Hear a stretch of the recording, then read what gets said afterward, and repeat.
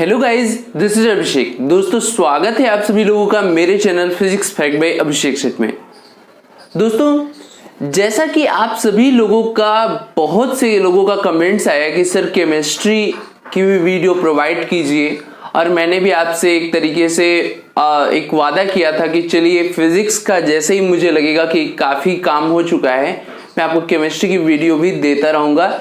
तो दोस्तों, आज पहली बार मैं आप लोगों के लिए BHU एंट्रेंस एग्जाम के लिए प्रीवियस ईयर क्वेश्चन केमिस्ट्री का आपके सामने रिप्रेजेंट करता हूं। दोस्तों, आज आपका सपोर्ट बहुत ज़्यादा ज़रूरी है क्योंकि ये केमिस्ट्री के लिए मेरी पहली वीडियो है और आप लोग जिस तरह का रिस्पांस देंगे उसी हिसाब से मैं मोटिवेट होऊंगा इसको कंटिन्यू करने के लिए। तो दोस्तों, आज के लिए जो हमने टॉपिक लिया है वो 2019 मैथमेटिक्स का में जो केमिस्ट्री के क्वेश्चन आए हैं उनको करेंगे, और ऐसे ही 10-10 क्वेश्चन के पार्ट जो हैं वो मैं आपके लिए बनाता जाऊंगा। तो मैथ्स वाले तो देखेंगे, बायो वाले भी इसको देखना ना भूलेंगे। क्योंकि फिजिक्स और केमिस्ट्री जो है वो दोनों में आता है, और ऐसा कहीं नहीं है कि जो केमिस्ट्री मैथ्स के लिए आया है वो आपके बायोलॉजी में नहीं आ सकता। आपको पढ़ना सब कुछ है तो आप उसको जरूर पढ़िए। तो दोस्तों, आज की वीडियो जो है वो मेरे और आपके लिए भी बहुत इंपॉर्टेंट होने वाली है। आपका सपोर्ट मुझे प्रेरित करेगा कि कितना मुझे इस पर काम करना है। तो दोस्तों, आज अपना सपोर्ट मुझे दिखाइएगा, और अब मैं शुरू कर ही देता हूं।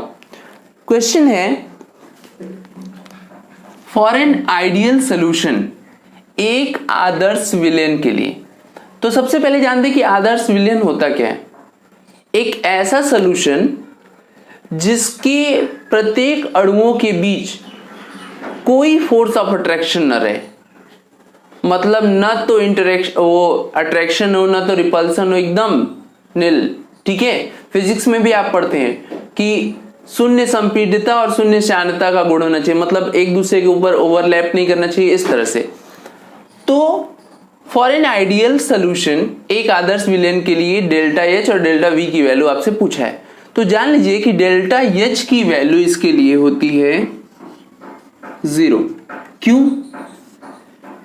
क्योंकि आदर्श विलयन में जब दो विलयनों को मिलाकर आदर्श विलयन बनाया जाता है तो उस दौरान मिश्रण के पहले, मिक्सचर बनाने के पहले और मिक्सचर बनाने के बाद दोनों ही कंडीशन में जो बॉन्ड बना हुआ है उनके बीच किसी तरीके का कोई इंटरेक्शन नहीं होता। बॉन्ड में जो बंध बना हुआ है उनके बीचों में किसी भी प्रकार का कोई परिवर्तन नहीं आता, और जब अणुओं के बीच जो बना हुआ बंध है यानी बॉन्ड है उसके बीच में कोई परिवर्तन नहीं आएगा तो डेल्टा H की वैल्यू 0 हो गई। और अब जरा सोचिए, जब मान लीजिए दो मॉलिक्यूल्स हैं, विलयन बनाने के बाद ना तो ये पास गए ना तो ये दूर गए, तो वॉल्यूम भी तो फिक्स हुआ। तो डेल्टा H भी जो है ये H कांस्टेंट रह गया, तो डेल्टा लगा हुआ है, तो डेल्टा मतलब होता है परिवर्तन। तो जब वो कांस्टेंट ही रह गया, नियत ही रह गया, तो डेल्टा H क्या हो जाएगा 0, क्योंकि उसमें तो कोई परिवर्तन हुआ ही नहीं। साथ ही साथ आपका डेल्टा V में भी कोई परिवर्तन नहीं हुआ क्योंकि कोई इंटरेक्शन नहीं हो रहा है बॉन्ड के बीच में, तो डेल्टा V भी क्या हो जाएगा 0 हो जाएगा। ओके, ठीक। अगला क्वेश्चन है, the vaporisation of vapour pressure with temperature for equilibria, साम्य हेतु वाष्प दाब का ताप के साथ परिवर्तन का अध्ययन किया जा सकता है। और ये है वो रिएक्शन जिसके लिए हमें अध्ययन करना है। H2O लिक्विड से H2O गैस में, यानी हम लोग जल को जलवाष्प में बदल रहे हैं। तो देखो भैया, वाष्प दाब का ताप के साथ परिवर्तन का अध्ययन है, उसको किस साइंटिस्ट ने बताया था? उसको बताया था क्लैसियस-क्लैपेरॉन इक्वेशन के द्वारा हम लोग जो वाष्प दाब है उसका ताप के साथ परिवर्तन का अध्ययन करते हैं, यानी वेपर प्रेशर का टेम्परेचर के साथ कैसे चेंजिंग होती है, ये हम लोग किस इक्वेशन की वजह से पढ़ते हैं? क्लैसियस-क्लैपेरॉन इक्वेशन। अब इसका देख लो, जैसे वाटर के लिए है तो मान लीजिए ये टेम्परेचर है और ये आपका प्रेशर है। एक ग्राफ बना इस तरह से, ठीक है, ग्राफ बन गया।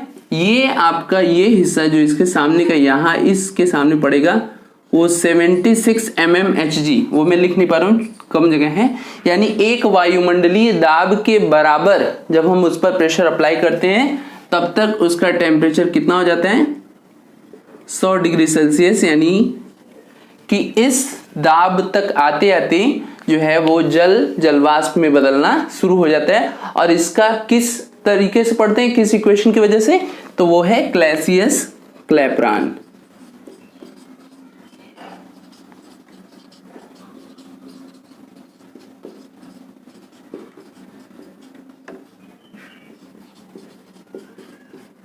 क्लैसियस क्लैपेरॉन समीकरण के द्वारा हम लोग वाष्प दाब का ताप के साथ परिवर्तन का अध्ययन करते हैं।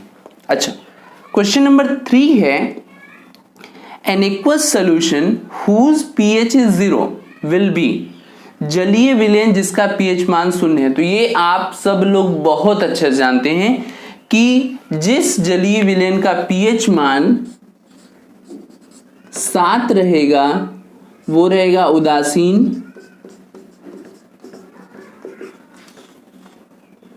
pH ग्रेटर देन 7 है तो क्षारीय,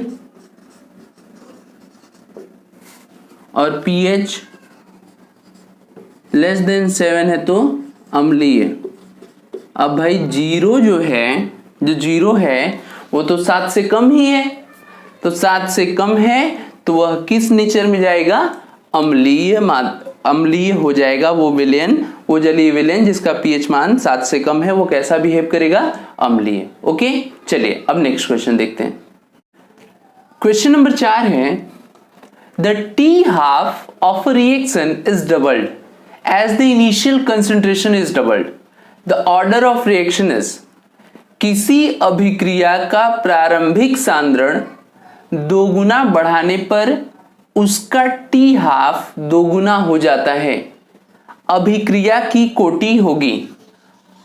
देखो, जो इनिशियल कंसंट्रेशन होता है, जैसे ऐसे क्वेश्चन के लिए जो आपका T हाफ है यानी अर्धायु काल, वो इनिशियल कंसंट्रेशन के पावर 1 माइनस n के बराबर होता है, जहां n क्या है, अभिक्रिया की कोटि, a क्या हो गया, प्रारंभिक सांद्रता, और T हाफ क्या हो गया, अर्धायु काल। ये होता है फॉर्मूला। लेकिन क्वेश्चन में बोला है कि प्रारंभिक सांद्रण दोगुना बढ़ाने पर उसका T हाफ भी दोगुना हो जाता है, यानी T हाफ डबल हो रहा है, इनिशियल कंसंट्रेशन भी डबल हो रहा है। इसका मतलब है कि इस क्वेश्चन में T हाफ जो है वो प्रोपोर्शनल है केवल A के, यानी इनिशियल कंसंट्रेशन जैसे चेंज हो रहा है उसी हिसाब से T हाफ भी चेंज हो रहा है। क्वेश्चन में एकदम क्लियर लिखा हुआ है। अब जरा इन दोनों इक्वेशन की तुलना कर दो। तो हम क्या करते हैं, इसकी पावर कुछ नहीं है, 1 ले लेते हैं, ले तो सकते हैं ना। अब इन दोनों इक्वेशन की तुलना करोगे तो क्या मिलेगा, 1 माइनस n इक्वल टू 1। इसका मतलब n इक्वल टू क्या हो गया, 0। और हमारा आंसर आ गया कि ये कैसी अभिक्रिया है, शून्य कोटि की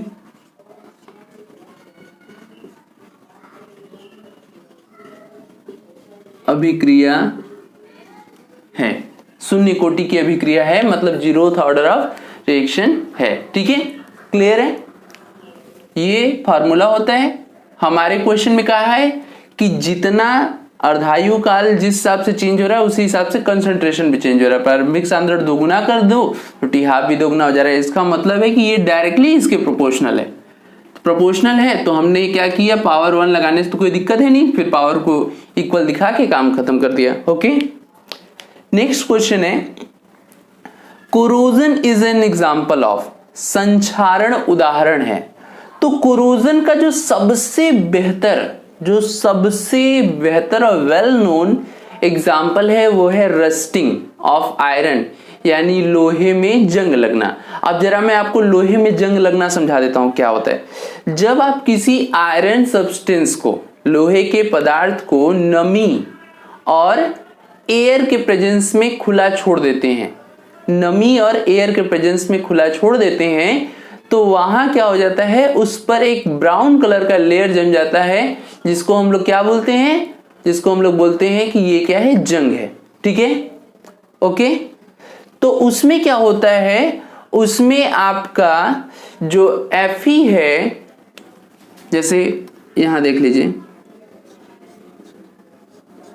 Fe प्लस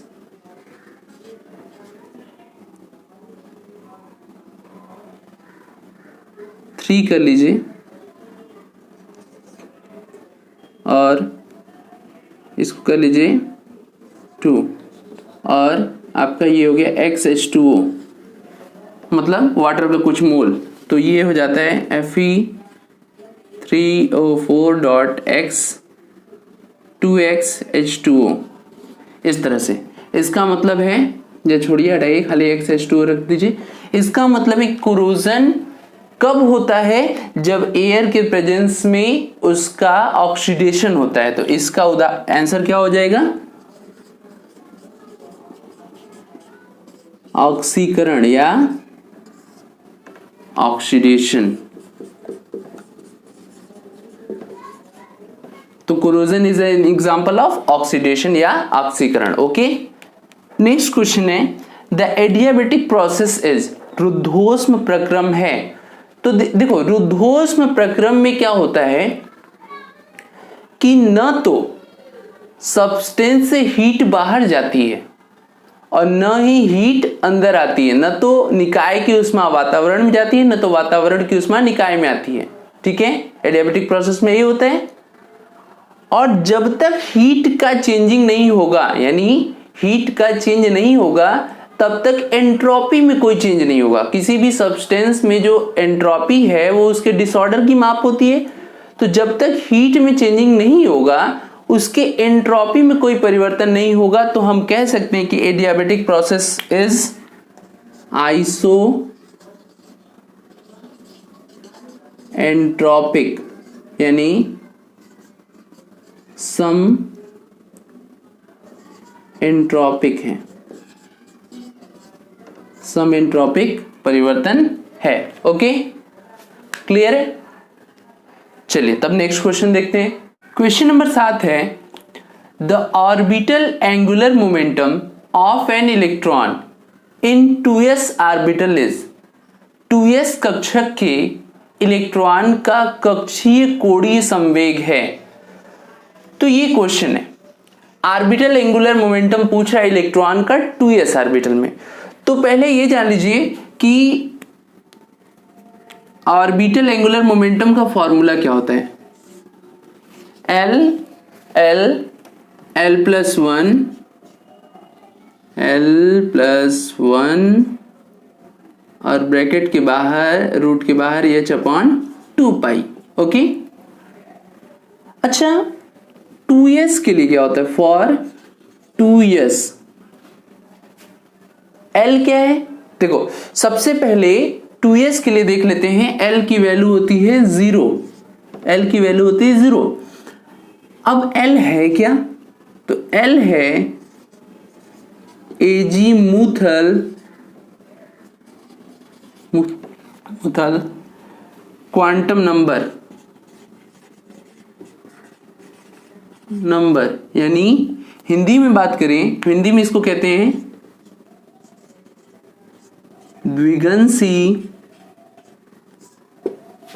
द्विगंशी क्वांटम संख्या।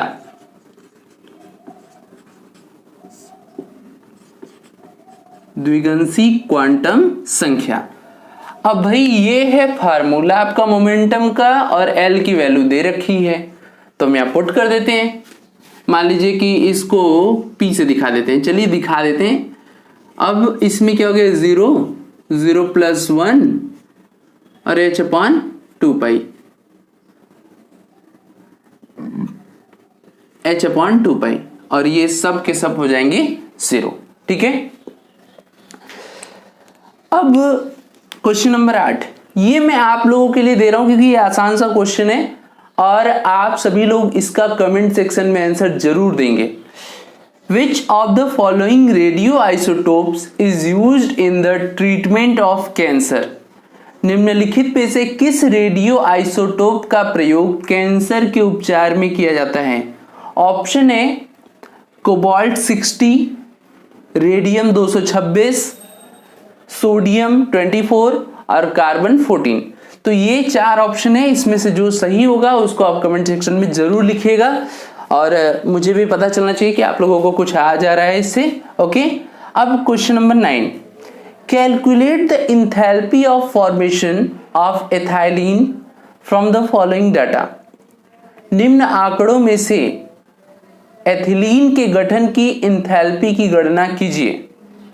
अब आप क्या क्या डाटा दिया हुआ है? सी यानी ग्रेफाइट के रूप में कार्बन है, उसको जब ऑक्सीजन के प्रेजेंस में जलाया गया तो कार्बन डाइऑक्साइड बना, और डेल्टा एच जो है, जो हीट बाहर निकली वो है -393.5 किलो जूल। फिर H2 plus half O2 gives H2O, delta H equal to -286.2 kilo joule. और तीसरा डाटा है एथाइलिन यानी C2H4 गैसेस स्टेट में, 3O2 गैसेस स्टेट में, 2CO2 गैसेस स्टेट में, H2O लिक्विड बना है और डेल्टा एच की वैल्यू है -1410.8 किलो जूल। तो इस डाटा से एथिलीन की गणना हमें करनी है। ओके, चलिए तो अब मैं इसको रफ कर रहा हूं क्योंकि इतने में हो नहीं पाएगा ये।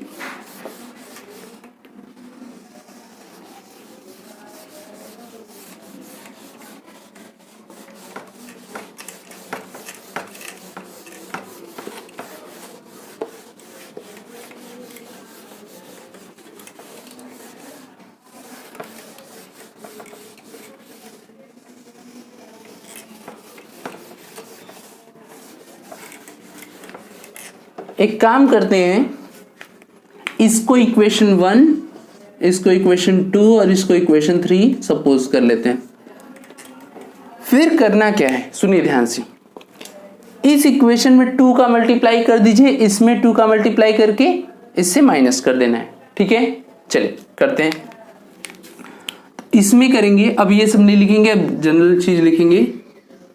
पहले इक्वेशन में 2 का मल्टीप्लाई हुआ तो 2C, ठीक है, फिर प्लस 2O2 गिव्स 2CO2, ठीक, और ये हो गया आपका। चलिए इसको अच्छा बाद में लिखेंगे, अभी फिलहाल डेल्टा एच की वैल्यू जो है वो बाद में लिखेंगे। उसमें भी 2 से मल्टीप्लाई करना है लेकिन थोड़ा देर बाद। दूसरे में देख लो 2H2, अच्छा इसमें देखो 2 से मल्टीप्लाई होगा तो ये 1/2 है और वो 2 मिलकर कैंसिल हो जाएगा और इधर हो जाएगा केवल O2, और ये हो जाएगा आपका 2H2O। इन्हें ऐड कर दीजिए, ऐड करिए तो 2C plus 3O2 plus 2H2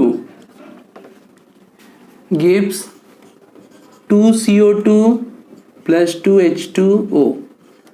अब हमें क्या करना है, थर्ड इक्वेशन को इसके नीचे लिखकर माइनस कर देना है। तो थर्ड इक्वेशन हो गया C2H4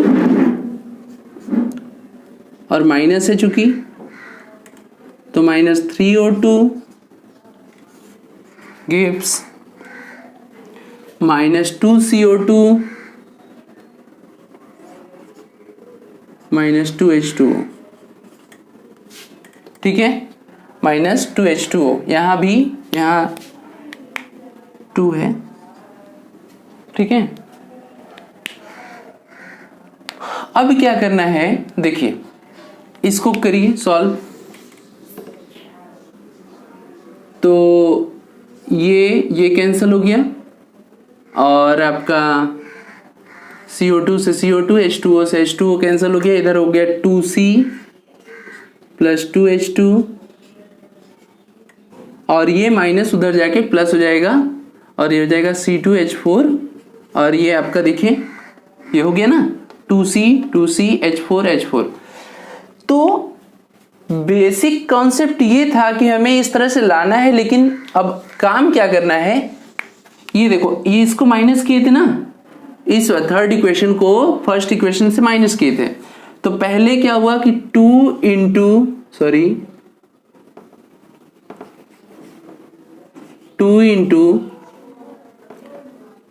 माइनस 393.5, फिर प्लस किया हम लोगों ने 2 इंटू माइनस 286.5 286.2, और उसके बाद फिर माइनस कर दिया क्या चीज, ये वाला माइनस किलो जूल। इसको जब आप सॉल्व करेंगे, इसे जब आप सॉल्व करेंगे तो आ जाएगा 51.4 किलो जूल, 51.4 किलो जूल आ जाएगा। आप इसको सॉल्व करके देख सकते हैं, ठीक है। अब जो है इसके बाद 10वां क्वेश्चन देखते हैं।